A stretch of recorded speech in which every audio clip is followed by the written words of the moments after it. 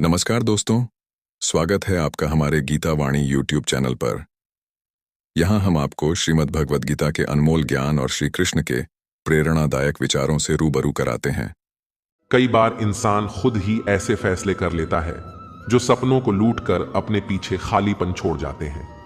ये दुनिया एक पल में साथ देने का भरोसा देती है और अगले पल बिखर जाती है, जैसे सूखे पत्ते हवा के झोंके से उड़ जाते हैं। श्री कृष्ण कहते हैं, खामोशी में भी गहराई है। जो देखना चाहे उसे खूबसूरत नजर आएगी और जो कमजोरी की तलाश में हो उसे कमियां ही दिखेंगी। जिंदगी एक ऐसी गाड़ी है जिसमें रुकने का विकल्प नहीं है और पीछे लौटने का भी कोई मौका नहीं। खुद को सहारों पर मत रखो, क्योंकि सहारे अक्सर अपनी ही मजबूरियों में बंधे होते हैं। कुछ दर्द ऐसे होते हैं जो भीतर से तोड़ते हैं पर बाहर दिखाई नहीं देते। हमारे ही दिए विश्वास और धड़कनें जब अपने शब्दों में बदल जाएं, तो कई बार हम ही उनके निशाने पर आ जाते हैं। कई बार सबसे अधिक चोट हमें उन्हीं से मिलती है जिनके लिए हमने निस्वार्थ प्रेम और सहायता की थी। याद रखना, जो लोकप्रिय है वह हमेशा सही नहीं होता और जो सही है वह हमेशा लोकप्रिय नहीं होता। एक सुखी जीवन के लिए अच्छे माहौल की जरूरत है, न कि सिर्फ अच्छे घर की। दूसरों से अपनी तुलना मत करो। हर व्यक्ति की यात्रा, हर फल का स्वाद अलग होता है। यदि इंसान छांव देने वाले वृक्षों की कद्र नहीं करता तो धूप उसका नसीब बन जाती है। श्री कृष्ण कहते हैं, बांसुरी से सीख लो, उसमें कितने ही छेद क्यों ना हो, फिर भी वह मधुरता से गुनगुनाती रहती है। एक समय आता है जब हमें एहसास होता है कि बेहतर होता अगर हम कुछ लोगों से मिले ही नहीं होते। दिलों में जगह बनाओ, गुरूर में तो हर कोई रहता है। सही दिशा में धीरे धीरे चलना। श्री कृष्ण कहते हैं कि गलत दिशा में तेज भागने से बेहतर है कि हम सही दिशा में धीमी गति से चलें। यह बात हमें जीवन में धैर्य और सही दिशा में प्रयास करने का महत्व समझाती है। जीवन में जल्दी सफलता पाने की बजाय सही रास्ते पर लगातार और संतुलित कदम बढ़ाना ज्यादा मायने रखता है। श्री कृष्ण सिखाते हैं कि हमें दूसरों का सम्मान करना चाहिए और जरूरत के मुताबिक बोलना चाहिए। एक बार एक गांव में एक धनी व्यापारी था जिसे अपने धन का बहुत घमंड था। उसने गांव के कई लोगों का अपमान किया और किसी का भी सम्मान नहीं किया। उसी गांव में एक साधु भी रहते थे जिनके पास संपत्ति तो नहीं थी, लेकिन उनके पास ज्ञान और आत्मसम्मान था। एक दिन व्यापारी ने साधु से कहा, तुम मेरे सामने कुछ भी नहीं हो। मेरे पास धन और संपत्ति है और तुम्हारे पास कुछ नहीं। साधु ने मुस्कुराते हुए कहा, धन या संपत्ति से सम्मान नहीं मिलता, असली सम्मान इंसान के चरित्र से मिलता है। कुछ वर्षों बाद व्यापारी का सारा धन नष्ट हो गया और वह गरीब हो गया। तब उसे साधु की बात याद आई और उसने सोचा कि यदि उसने दूसरों का अपमान नहीं किया होता तो आज लोग उसके साथ खड़े होते। उस दिन उसे समझ आया कि असली सम्मान विनम्रता और आत्मसम्मान में ही होता है। हमें घमंड नहीं करना चाहिए और दूसरों का अपमान नहीं करना चाहिए। जीवन में विनम्रता और आत्मसम्मान से बड़ा कोई गुण नहीं है। श्री कृष्ण के विचार हमें यह समझाते हैं कि सकारात्मक सोच और आत्मसंयम जीवन में हमें सुख और शांति की ओर ले जाते हैं। जब हम अपने जीवन में सही दृष्टिकोण अपनाते हैं तो हम न केवल अपने लक्ष्य की ओर बढ़ते हैं, बल्कि दूसरों के जीवन में भी प्रेम और सुकून का संचार करते हैं। जो इंसान सच्चे मन से काम करता है वही अपने जीवन को सार्थक बनाता है। माफी का सही समय। कई बार लोग माफी मांगते हैं, लेकिन जब तक वो माफी मांगते हैं तब तक समय निकल चुका होता है। माफी केवल शब्द नहीं होती, यह एक भावना होती है जो सही समय पर ही महत्वपूर्ण होती है। यही कारण है कि हमें अपने रिश्तों और अपनी गलतियों को लेकर सजग रहना चाहिए, ताकि हमें बाद में पछतावा ना हो। अकेलेपन की असलियत। यह बात हमें बताती है कि अकेलापन हमेशा किसी को पसंद न करने के कारण नहीं होता। कभी कभी लोग अकेले रहना चुनते हैं क्योंकि वे दुनिया की वास्तविकता को समझ चुके होते हैं। ऐसे लोग अपनी शांति को प्राथमिकता देते हैं और बाहरी दुनिया के छल से दूर रहना पसंद करते हैं। नफरत और महबूब की कमी।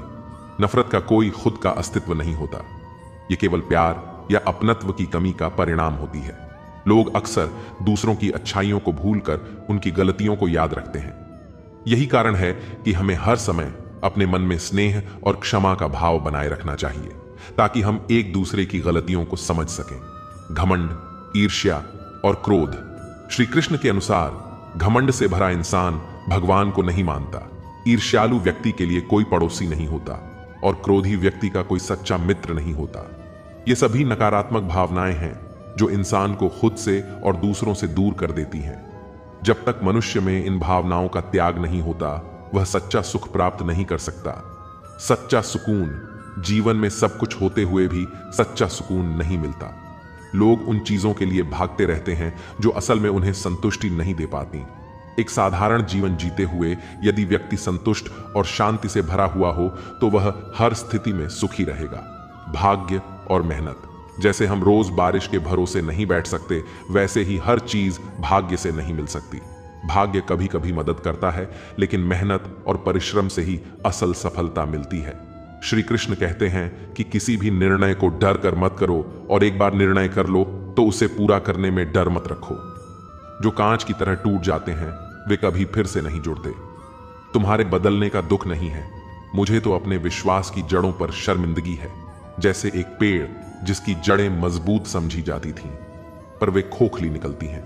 जीवन में हंसकर भी देख लिया, रोकर भी देख लिया, किसी को पाकर और खोकर भी देख लिया। मैं किशन तुम्हारे साथ हूं, ये बात हर पल तुम्हें याद रहे। क्या खोया क्या पाया, जिसने मेरे दर पर विश्वास किया उसने सब पाया। सुख, समृद्धि और संतुष्टि, किस्मत का सच्चा राजा वही है जिसने मेरा आशीर्वाद पाया। सच्ची सुंदरता किसी आईने में नहीं बल्कि लोगों के दिलों में झलकती है।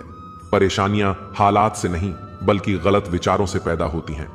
हम पागल थे जो दिल से साफ थे, लेकिन हमें नहीं पता था कि यहां लोग केवल चेहरों को देखते हैं। दर्द वही महसूस करता है जो रिश्ते दिल से निभाता है। जब तक हम खुद अपने लक्ष्यों के प्रति जागरूक और सक्रिय नहीं होते, तब तक किस्मत भी हमारा साथ नहीं देती। यह कथन जीवन में अनुशासन और समय की अहमियत को दर्शाता है। किसी को अत्यधिक महत्व देने से बेहतर है उसे नजरअंदाज करना। अगर किसी ने आपके जीवन में बहुत अधिक नाराजगी उत्पन्न की है, तो उस पर अत्यधिक ध्यान देने से बेहतर है कि आप उसे अपनी जिंदगी से दूर कर दें। हर किसी को जीवन में उचित स्थान देना जरूरी है, और जो लोग हमें कष्ट देते हैं उन्हें छोड़ देना ही हमारे मन की शांति के लिए सही है। मेहनत और आत्मसम्मान, श्री कृष्ण कहते हैं कि आत्मसम्मान से भरे लोग अपने काम खुद करते हैं और किसी पर निर्भर नहीं होते। मेहनत हमारी पहचान है जो किसी भी बंद दरवाजे को खोल सकती है। यह कथन हमें आत्मनिर्भरता और परिश्रम का महत्व बताता है।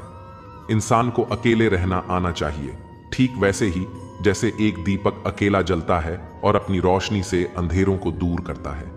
जब इंसान अकेले रहना सीख लेता है तो फिर किसी के होने या न होने का फर्क नहीं पड़ता। जैसे समुद्र अपनी लहरों के साथ अकेला बहता रहता है। किसने कहा तुम सही हो या गलत? ये केवल तुम हो जो खुद को जान सकते हो। इस दुनिया में रिश्ते केवल मतलब से चलते हैं और ईमानदारी का कोई मोल नहीं। हर परिंदा टूटता है, लेकिन जो टूटकर फिर खड़ा हो जाता है वही जिंदा रहता है। जिसकी सोच सही होती है वही जीवन की खुशियों को पाता है।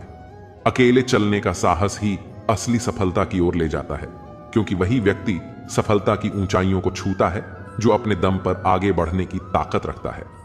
एक बार एक छोटे से गांव में एक साधु आकर ठहरे। गांव के लोग उस साधु से मिलकर अपने दुखों की चर्चा करने लगे। किसी ने कहा कि उनके जीवन में बहुत दुख है, तो किसी ने अपनी असफलता का रोना रोया। साधु ने मुस्कुराते हुए कहा, क्या तुम सब जानते हो कि अगर तुम एक ही मजाक को बार बार सुनोगे तो तुम हंसोगे नहीं, परंतु अपने दुखों पर बार बार दुखी हो जाते हो। साधु ने सभी को बताया कि जीवन में दुख का आना जाना होता है, लेकिन हमें उन पर बार बार विचार करके दुखी नहीं होना चाहिए। अगर हमने किसी बात को जाने नहीं दिया तो वही बात हमारे मन में दुख का कारण बन जाएगी। इसलिए जैसे हम एक ही मजाक पर बार बार नहीं हंस सकते, वैसे ही हमें अपने दुखों को भी बार बार नहीं दोहराना चाहिए। जीवन में आने वाले कष्टों पर अधिक विचार न करके हमें आगे बढ़ना चाहिए। जीवन में बड़े बदलाव और सफलता छोटी छोटी कोशिशों से ही संभव होती है। बुरे वक्त में साथ छोड़ने वालों को पहचानना। जो व्यक्ति बुरे वक्त में हमारा साथ छोड़ देते हैं वे हमारे सच्चे साथी कभी थे ही नहीं। यह जीवन के रिश्तों की परख करने का एक सटीक मापदंड है। बुरे वक्त में साथ निभाने वाले ही असली मित्र होते हैं, और उन्हीं का जीवन में होना हमारे लिए सुखद और उपयोगी होता है। आत्मसम्मान और अभिमान का फर्क। आत्मसम्मान से भरे व्यक्ति खुद को दूसरों से बड़ा नहीं समझते। वे अपना काम खुद करते हैं और किसी पर निर्भर नहीं रहते। वहीं अभिमान से भरे लोग खुद को दूसरों से श्रेष्ठ मानते हैं। कष्ट का महत्व जीवन में तकलीफें इसलिए आती हैं ताकि हम खुशी की असली अहमियत समझ सकें। अगर हमेशा सुख ही हो तो व्यक्ति कभी सुख का महत्व नहीं समझ सकेगा। जैसे अंधकार के बिना प्रकाश का महत्व नहीं होता, वैसे ही कष्ट के बिना सुख की अनुभूति अधूरी है।